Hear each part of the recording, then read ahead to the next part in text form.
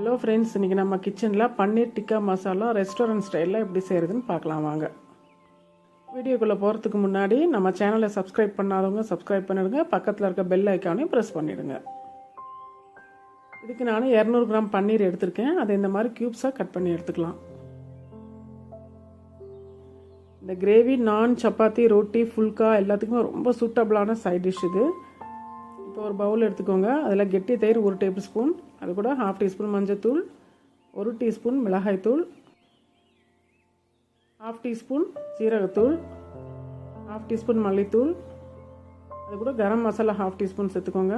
Pepper powder 1/2 teaspoon. இப்போ இந்த மசாலாவுக்கு தேவையான உப்பு மட்டும் சேர்த்துக்கோங்க. இது கூட கடலை மாவு 1 டீஸ்பூன் சேர்த்துக்கோங்க. இதில் 1 டீஸ்பூன் எண்ணெய் ஊற்றி அந்த மிக்சரை நல்லா இப்போ மிக்ஸ் பண்ணி விட்டுருங்க.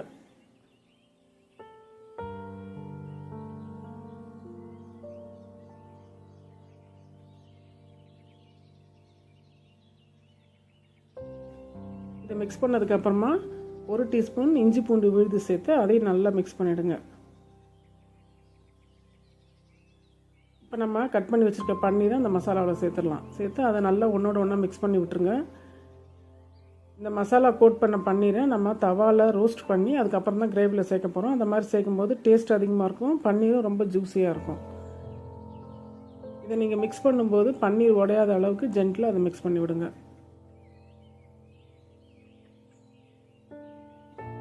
எல்லா பன்னீர் பீசஸ்லையும் மசாலா நல்லா கோட் ஆகியிருக்கணும். இப்போ இதை ஒரு 10 நிமிஷம் நம்ம ஊற வச்சிடலாம். 10 நிமிஷம் கழித்து ஒரு தவாவை அடுப்பில் வச்சுக்கோங்க. அதில் கொஞ்சமாக எண்ணெயை க்ரீஸ் பண்ணிக்கோங்க.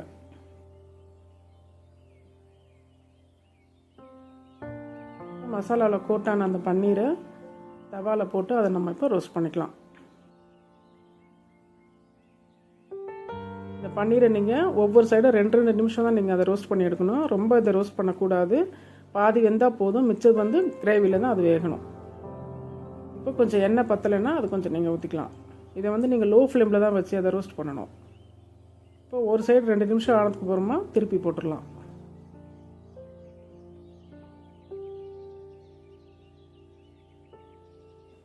பொதுவாகவே குழந்தைங்களுக்கு பன்னீர்னா ரொம்ப பிடிக்கும். இந்த லாக்டவுன் டைமில் நான்வெஜ் எடுக்க முடியாத சமயத்தில் நீங்கள் இந்த மாதிரி பன்னீரை வாங்கி கிரேவி வச்சு கொடுத்தீங்கன்னா குழந்தைங்க எல்லா டிஃபனையுமே நல்லா விரும்பி சாப்பிடுவாங்க.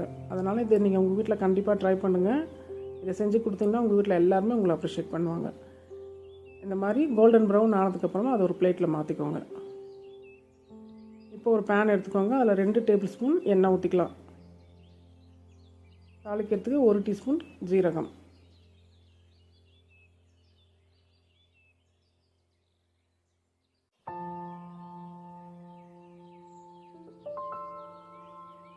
நான் ஒரு பெரிய வெங்காயத்தை இந்த மாதிரி பொடியாக கட் பண்ணி வச்சுருக்கேன். அதையும் அந்த எண்ணெயில் சேர்த்து அதை நல்லா கோல்டன் ப்ரௌன் ஆகிற அளவுக்கு அதை ஃப்ரை பண்ணுங்கள்.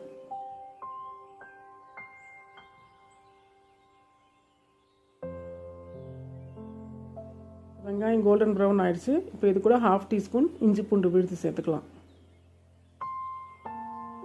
இந்த வெங்காயத்தோடு அந்த இஞ்சி பூண்டு விழுது மிக்ஸ் பண்ணிவிடுங்க. கொஞ்சம் பச்சை வாசம் போனதுக்கப்புறமா 1/2 டீஸ்பூன் மஞ்சள்தூள், 1 டீஸ்பூன் மிளகாய்த்தூள், மல்லித்தூள் 1 டீஸ்பூன், அது கூட கரம் மசாலா 1/2 டீஸ்பூன். இது கூட ஜீரகப்பொடி 1/2 டீஸ்பூன் சேர்த்துக்கோங்க. இந்த மசாலாவெல்லாம் நீங்கள் வந்து லோ ஃப்ளேம்லேயே வச்சு அதை கொஞ்சம் நேரம் வதக்கிக்கலாம். அதாவது பச்சை வாசனை போகிற அளவுக்கு அதை நல்லா வதக்கி விடுங்க. இப்போ நான் மீடியம் சைஸ் 2 தக்காளியை அரைச்சி எடுத்துருக்கேன். அந்த அரைச்ச தக்காளி விழுது அதில் சேர்த்துருங்க. இப்போ தக்காளி நம்ம பச்சையாக அரைச்சி சேர்த்துருக்கிறதுனால அது கொஞ்சம் பச்சை வாசம் போகிற அளவுக்கு நல்லா அதை வதக்கி விடணும்.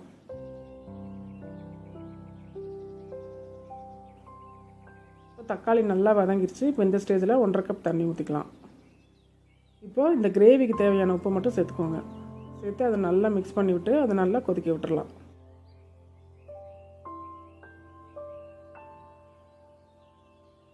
இது 3லேருந்து 4 நிமிஷம் வரைக்கும் கொதிக்கட்டும். பாருங்கள், இந்த கிரேவி நல்லா கொதிச்சிருச்சு. இப்போ இந்த கிரேவி நல்லா கொதித்து திக்காக ஆரம்பிச்சிருச்சு. இப்போ இந்த ஸ்டேஜில் நம்ம ரோஸ்ட் பண்ணி வச்சுருக்க பன்னீரை அதில் சேர்த்துடலாம்.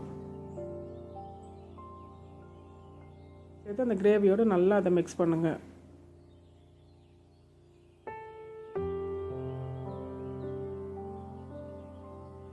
இப்போ இந்த கிரேவியில் இந்த பன்னீர் 6லேருந்து 7 நிமிஷம் வரைக்கும் வேகட்டும். இப்போ இது கூட ஃப்ரெஷ் க்ரீம் நான் 2 டேபிள் ஸ்பூன் சேர்க்குறேன். ஃப்ரெஷ் க்ரீம் இல்லைன்னா நீங்கள் புளிப்பில்லாத தயிர் 2 டேபிள் ஸ்பூன் சேர்த்துருங்க. ஃப்ரெஷ் க்ரீம் சேர்த்ததுக்கப்புறமா அதை நல்லா மிக்ஸ் பண்ணி விட்ருங்க.